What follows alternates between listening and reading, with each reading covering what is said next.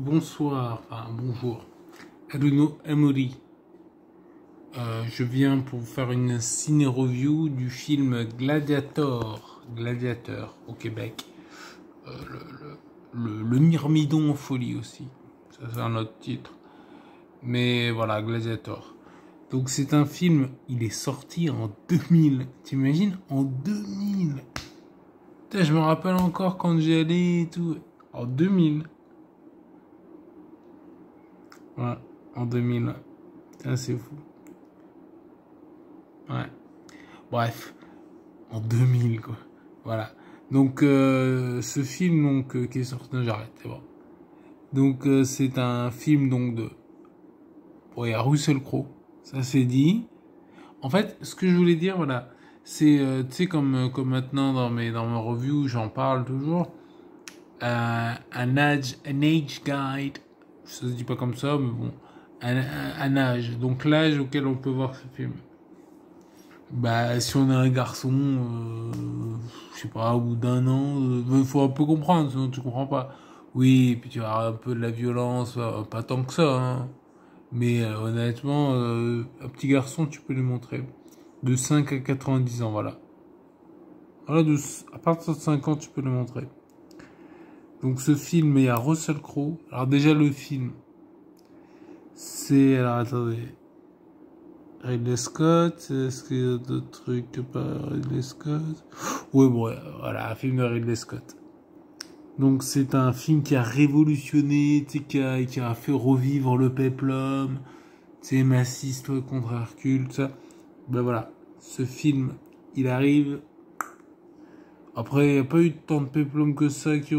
300, est-ce que c'est un péplum? Peut-être, je sais pas. Oui, pourquoi pas, bon. En tout cas, c'est un excellent film. Et donc, je parlerai de 300 dans la vidéo.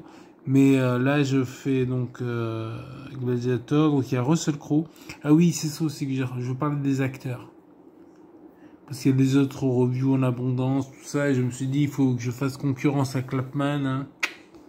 Je salue, hein, on se connaît bien. On dit, oh, il me parle jamais, quoi. Voire que non plus, il me parle pas. Donc, un dans l'autre. Donc, il y a Russell Crowe. Et il y a Joaquin Phoenix qui ressemble grave à Adolphe. Truc de ouf. Il y a Connie Nielsen. Il y a, bon, d'autres acteurs, on va pas tous les faire non plus. Ce qu'on va faire, c'est qu'on va essayer de voir les acteurs moins connus. Tu vois?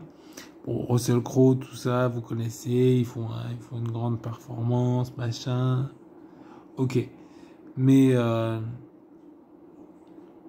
alors, oui. Oliver Reed, qui joue le rôle de Proximo.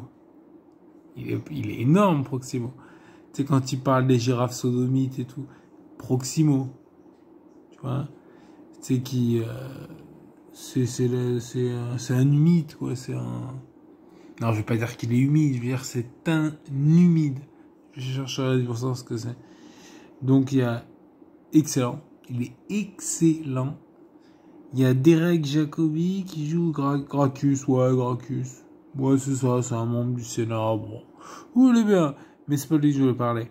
Je vais parler de Juba. Juba, c'est Jimon Hounsou. C'est un, alors ils me disent Numidian Tribesman. C'est plutôt un Kushite, hein, c'est le noir. Bon, après, on vérifiera plus tard. Mais, donc c'est un noir, quoi, qui est excellent. Tu sais, quand il parle, il y a lui, l'allemand, ils sont excellents. Tu sais, voilà, surtout lui. Lui, c'est le roi des gladiateurs, à part, non, il est bien. Tu sais, quand il parle, il lui dit, ouais, enfin, je vais pas spoiler non plus, pour ça, c'est gênant. Mais quand il parle des personnes mortes, et qu'il, enfin, vous l'avez tous vu, Gladiator, sinon, regardez-le. Mais quand il parle des personnes mortes, et qu'il dit que pas encore, il dit Maximus. Maximus.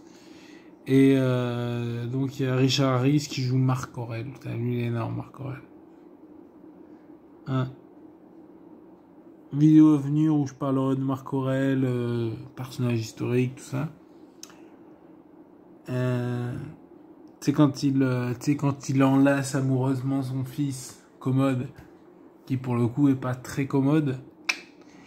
Et donc, bon, je vais pas spoiler, mais bon, voilà, il se passe des trucs. Ensuite, il y a donc l'allemand, à Hagen, qui est joué par Ralph Möller. Lui aussi, il est bien. Il y en a d'autres, il y a... Oui, c'est ça, c'est Sven, ouais, c'est ça. Sven Ole Thorsen, je crois. Ah, c'est ça.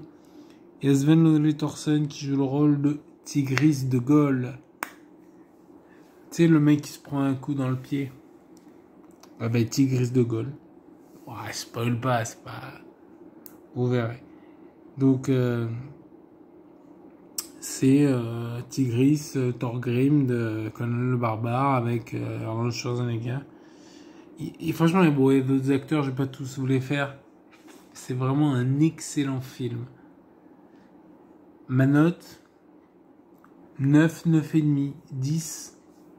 Moi, à l'époque, il y avait un truc qui me bloquait. C'est un peu comme quand j'ai vu... c'est le... Lord of the Rings, quoi. Tu sais, quand il y avait... tu sais, quand il quitte Rivendell, tu sais, je me disais... Tu sais, enfin, dans le 1, moi, je trouvais ça gênant, c'était Narsil. Tu vois, je suis toujours des points de détail. Mais moi, c'est pareil. Moi, d'un point de vue historiographique, je trouvais ça gênant, quoi. Tu vois, alors après, c'est la façon dont il est... Ouais, je sais pas, je veux pas spoiler, encore une fois, mais c'est la rencontre qu'il fait avec les esclavagistes. Sa rencontre, elle se passe où? En Espagne? Ben, en Espagne, j'imagine mal les esclavagistes se promener en province romaine et faire genre... Moi, ça m'a gêné. Ça m'a gêné. Après, bon, c'est un détail. Mais c'est un détail qui a son importance. La femme de Maximus, voilà, c'est ça. C'est Gianna Faccio. Elle est bien, elle. Hein. Bref, voilà. C'est un excellent film que je conseille à toute la famille. Je l'ai revu il y a pas longtemps avec ma mère qui me dit qu'elle l'avait pas vu, en fait. C'est vraiment un excellent film. Faut le montrer, quoi. Faut le montrer à ses enfants, à sa femme, à son voisin, à tout le monde. Voilà. Voilà. Bah écoutez, je vous remercie. Combien là? Oh, c'est bon, vidéo longue. Voilà, je vous remercie. Alors, abonnez-vous, likez, partagez et mettez des commentaires. Voilà. Bah écoutez, je vous remercie de votre attention. Hein. Allez, ciao.